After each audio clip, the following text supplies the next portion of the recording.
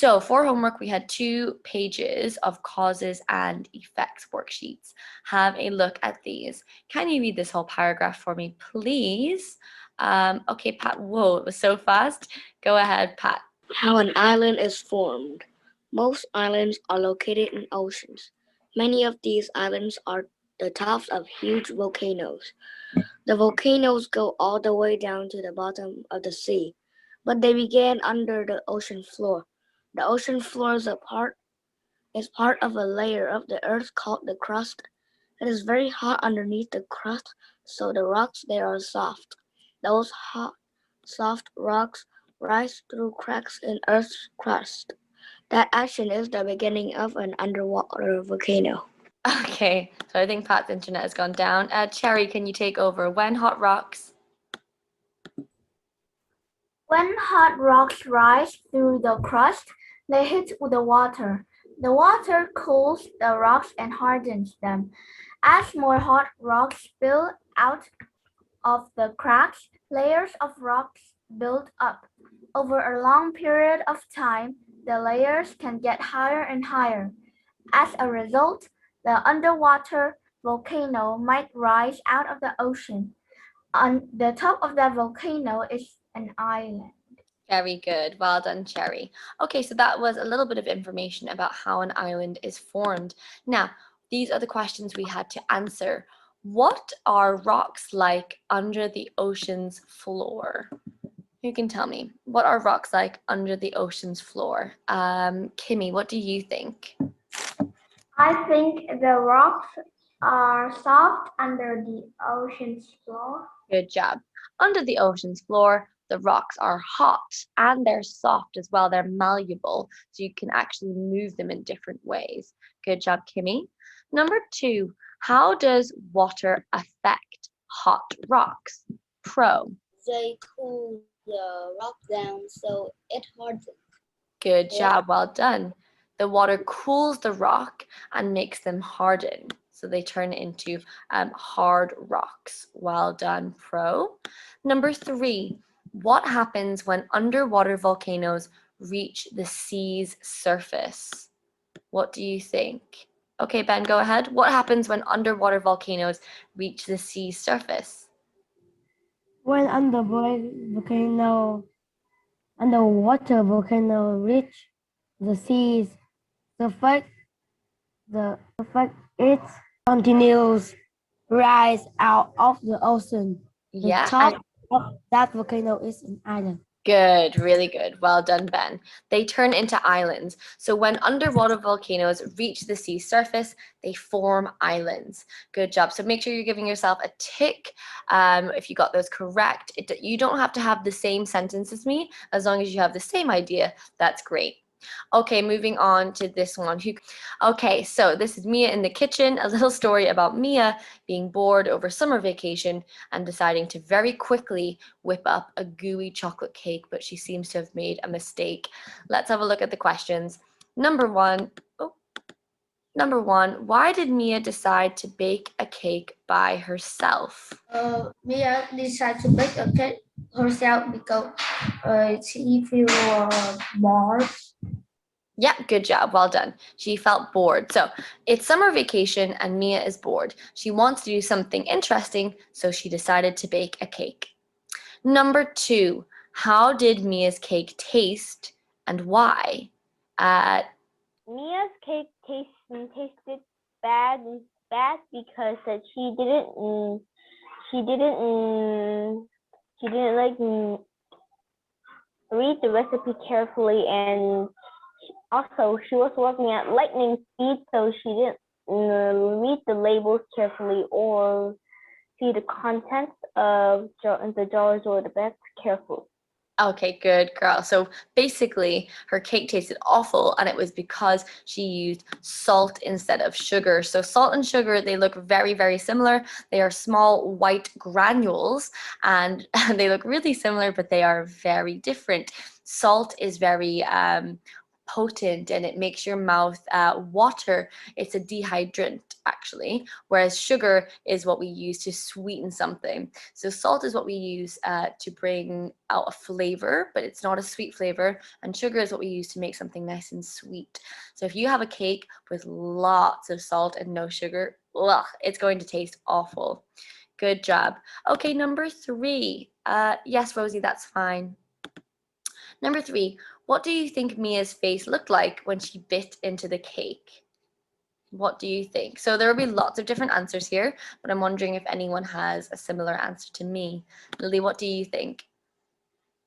I just think that her face looks terrible. Her face looks terrible. Good. Yeah, her face looks terrible. Kimmy, what did you write? What was your answer? I think her face will be grimace. Her face will be what, sorry? Grimace. Grimaced. Oh, great word, Kimmy. Well done. A star for that word. If you grimace, it means you screw up your face because you're upset or distaste with something. Well done, Kimmy. I think she closed her eyes and stuck her tongue out. So for me, if I eat something and I'm not expecting it to taste a certain way, I go, ugh, my tongue comes out of my mouth.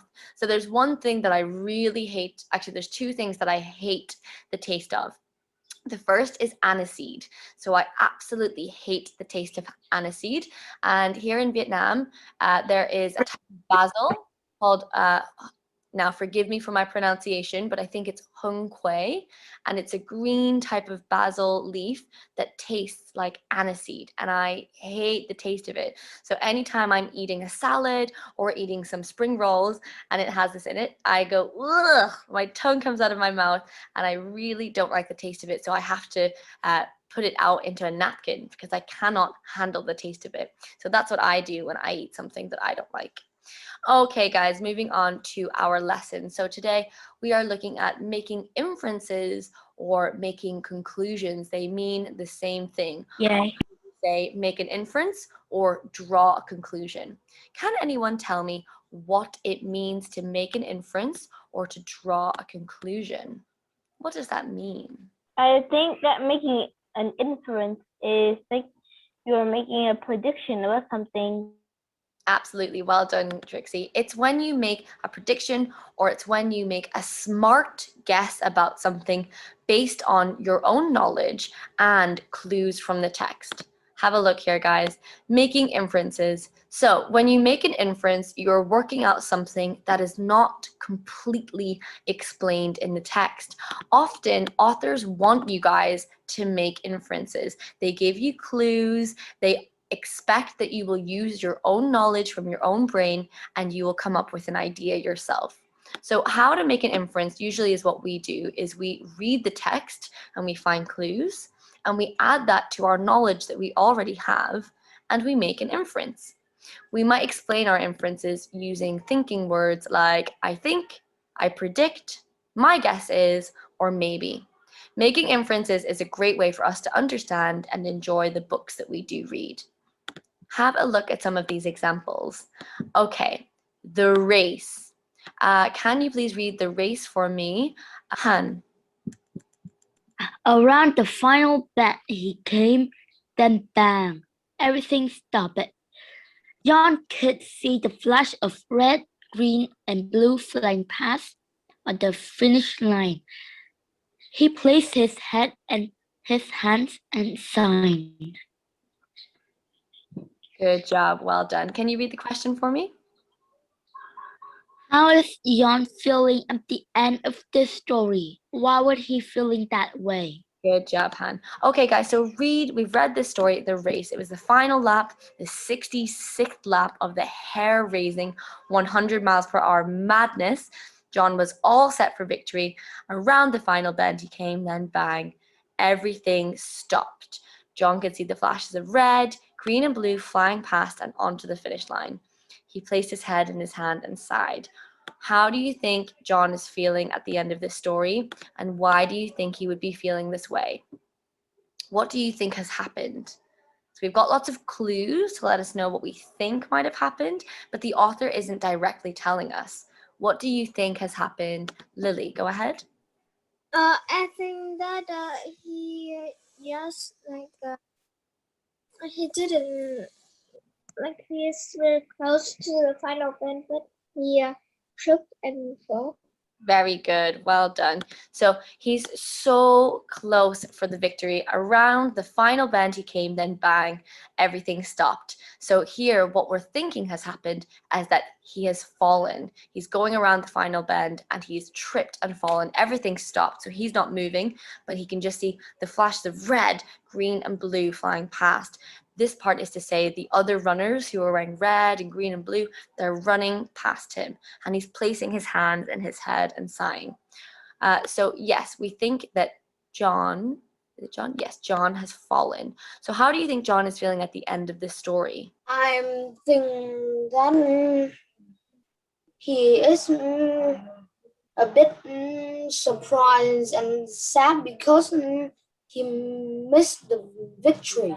Very good. Well done, Winter. He's feeling probably sad, disappointed, probably quite annoyed and frustrated at himself because it said that he was all set for victory, meaning he was in first place. But because he fell, lots of people were able to run past him and he is not going to win first place. So he's probably feeling pretty down about that. Okay, next, the trip. Please read this for me, Katie. The trip, I can't believe I'm actually here. The towns below look so small and I can see for miles in every direction. The engine is whirring and there's a man in the Isle. aisle next to me eating crisps. Don't be afraid. It's natural to be a bit nervous. Mom said before we got on board. I'm definitely not nervous now. It's brilliant. Good job. Lovely reading, Kimmy. Okay, guys, what do you think? Who is speaking and where are they? So, what kind of character do you think is speaking here? Is it a man? Is it a dad? Is it a grandpa? Is it who do you think is speaking and where do you think they are? So, I've lowered all our hands. So, please click the raise your hand button if you have made your own conclusion or if you have drawn your own conclusion. What do we think? The towns below look so small, and I can see for miles in every direction. People are eating crisps. Mom is saying, don't be afraid. Who do we think is talking? And where do we think they are? What do you think, Lucy? I think the one that's speaking is mom. Not quite. So mom's not speaking. This isn't the. Mom's son. Yeah, very good. So it's a child speaking here. Good job, Steve. So it's a child. We know this because they're feeling a bit afraid about where they're going and what they're doing. They're a little bit nervous, and mom is traveling with them saying, don't be afraid. It's natural to be a bit nervous. So even though this text doesn't say it's a child speaking, I think I can draw a conclusion to agree it is indeed a kid speaking. Okay, now, where do you think this child is? Oh, Pro, what do you think? I think they are in the airplane, Yeah. so we can see the town. So Good job. Well done. This person is in an airplane. The engine is whirring, and there's a man in the aisle next to me eating crisps. The towns below look very small, and they can see for miles in every direction. So this person is a child who is on the plane, who was feeling a bit nervous, but now they're just excited. Okay, next, my favorite subject. Can you please read this for me? Rosie. My favorite subject. I love science because we do great experiments, like launching parachutes and making electrical Circuits. circuits. When I get home, I'm going to have another go at making space rocket powered by balloons. I hate running out of time in experiments, but if I have tea early, it should be okay. Okay, thanks for reading. So guys, after reading this, what do you think? Has this child run out of time in experiments before? And is this child worried about something? What do you think? Again, the author isn't directly telling us these answers to the questions, but we can make a conclusion based on what we've read and based on the knowledge that we already have. Katie, what do you think? I think like he has, Yeah, why do you think that? like, because he said like he hated like because he have a time of experience before, so like now he hate it. Yeah, very good. I think that this person has run out of time before because they say, I hate it. You can't hate something that you've never tried or that hasn't happened to you before. So that lets us know that yes, this child has run out of time whilst doing an experiment before. Do you think this child is worried about something? What do you think, Hacker? It's end of the school, so that she need to go home. So that she must stop the experiment. Good job. So I think that this person is worried about not being able to finish their experiment on time. It says, when I get home, I'm going to have another go at making a space rocket powered by balloons. But they're saying, I hate running out of time, but if I have tea, which is another word for dinner, early, it should be okay. This person is worried about having dinner too late and not having enough time to finish their space rocket. Okay, guys, good job.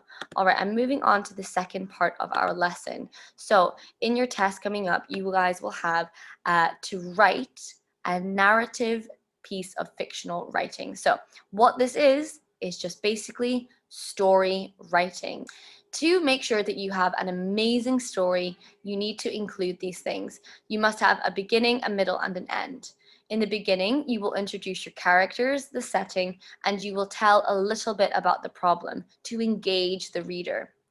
Next, you will make sure that the characters' feelings get the reader involved in the narrative's action. So in the middle, when we have our big climax and our big problem, you're going to be telling what happens. And as you do that, I want you to show me how the character's feeling by showing me their actions, their thoughts, or maybe by what they say. For example, we've talked about this before. If your character is scared, maybe they will stutter by saying, what's behind you, okay? If your character is feeling angry, maybe you will say, Tim clenched his fists as his face became red. Okay, you're not saying Tim was angry, you're showing me through his actions that he's angry. In the middle, as I just said, you will tell your events in a clear logical sequence, and you will have time order transition words. Suddenly, next, after a few minutes, an hour later, after that. Make sure that you add in these time order words to make sure the reader is following along and understanding the sequence of events. Vivid details and dialogue paint a clear picture for readers. So make sure you have your characters talking in there, and make sure you use things like similes and metaphors, at least one, because this is really descriptive writing and it will gain you some points on your writing section. In the end, you must make sure that you resolve the problem. That means all the problems that you talked about in your story must come to a resolution, because this means that you are ending your story in a perfect way, basically. I know that some of you guys say that we can end on cliffhangers, and while I agree with you and we can have that, what we're looking for in this narrative fictional writing is I want a clear ending. I don't want it to say to be continued, and I want all of the problems that we had in the middle to be rectified. Now, have a look, guys. Something that I know that you guys struggle with is kind of igniting your creative juices. So I look at you sometimes and think, come on, guys, you're kids, get your imagination caps on. But I do know that some of you guys really struggle with coming up with characters and settings and problems and resolutions. So I'm just going to show you a series of characters that I have found that I think are quite interesting looking. And I want us all to come up with a name for this character. I want someone else to come up with a setting. I want someone else to come up with a problem, and someone else to come up with a resolution. So this is just really fast thinking, quick, creative ideas. So here we have our first character. Have a look at her. She's got, she's fully clothed, but also she's wearing a scuba diving mask or a snorkeling mask. So she's got goggles on with a pipe up here so that she can breathe when she's swimming. What do we think her name is? I'm going to ask someone at random, and you can't say I don't know. You have to come up with the name. What is her name? Here I'm showing you a picture of a girl. All you have to do is come up with any name you can think of. Kelly. Kelly. Great. Okay, here we have Kelly. Now we knew who Kelly is. She's a young girl. She's dressed in quite a strange attire, but you can use this to come up with your story. Where is the setting for this story to do with Kelly? What do you think, Bille? Quick, give me a setting. Near the ocean. Okay, can you be a little bit more specific? Near the ocean, where? Is she on a boat? Is she in a house near the ocean? What do you think? She is on a boat ready to go scuba diving. Okay, great. That's amazing. So Kelly is on a boat ready to go scuba diving. Amazing. Now, what is a problem that we could give Kelly to face? What's an interesting problem Kelly could have when she's on a boat trying to go scuba diving? What's an interesting problem? Hacker, what do you think? She found shark. You found a shark. Okay, amazing. So maybe she's scuba diving. She's looking at all these amazing creatures, and then, uh-oh, here comes a shark. Now, what does the shark do? Why is this a problem that she's ran into a shark? Is she afraid of sharks? Does the shark bite her? What are we thinking? Han. I think that like she got scared of shark because it's got like hurt, like you know that when the shark get hurt they're gonna like crazy and then they drive crazy at her. Okay, Like so, the shark, sorry, didn't mean to do that.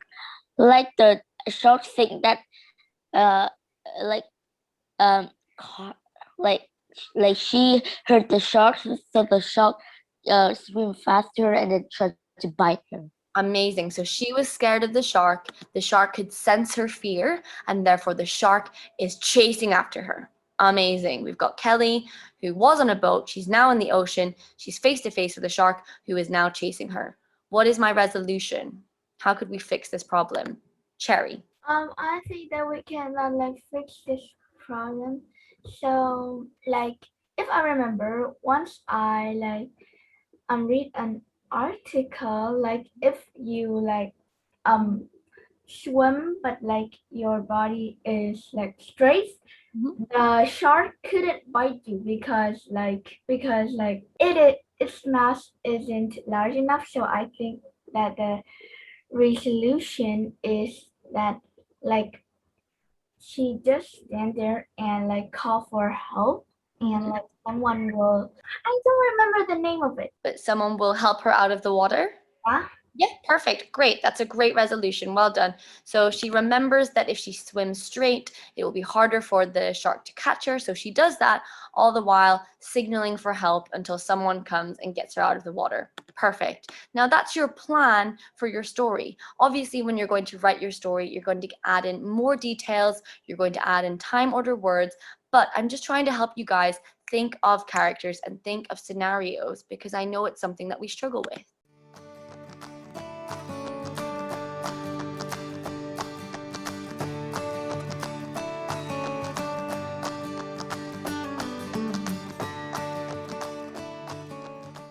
So just to round up this lesson, with narrative writing, remember to introduce your character, setting, and problem at the beginning.